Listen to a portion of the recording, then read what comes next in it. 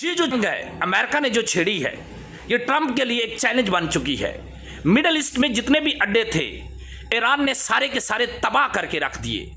अब Abraham Lincoln जो उनका बहुत बड़ा बहरी बेड़ा जो समुद्र में खड़ा है, उसकी तबाही ईरान ने की हुई है। अबनाए हुर्मस ईरान ने बंद किया हुआ है। नेतन्याहू अपना मुल्क छोड़ के भागा हुआ है। ट्रंप हर कंट्री के पास जाता है, अबनाए हुर्मस खुलवाएं, ये आपका मसला है, ये मेरा मसला नहीं है। हर कंट्री ट्रंप को सीधी सीधी सुनाता है कि आपने पंगा लिया ईरान से, हमने नहीं लिया। हम अपने जहाज क्यों अबनाए हुर्मस में भेजें, हम अपनी तबाही क्यों करवाएं।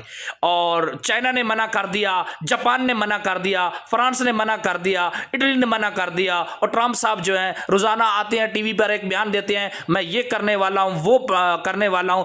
दूसरे दिन ट्रंप की ऐसी हीकड़ी ईरान निकालता है कि ट्रंप जो है लोगों की मिन्नतें करने पे तुल जाता है कि ईरान को रोको, मुज़ाकरात करते हैं। ईरान जो है इस वक्त एक शेर दिल मुल्क है जो बहादुरी से अमेरिका का मुकाबला कर रहा है। और ट्रंप जो है खौफ का मारा हुआ, डरा सहमा छोटा सा बयान रोजाना जारी करता है और दूसरे मुल्कों से भीख मांगता है कि मुझे बचाओ, मुझे बताओ, ईरान आ गया, ईरान आ गया। पुराने ज़माने में हम जैसे कहानियां सुना करते थे कि शेर आ गया, शेर आ गया, शेर आ गया। ईरान का मसला अब ये है।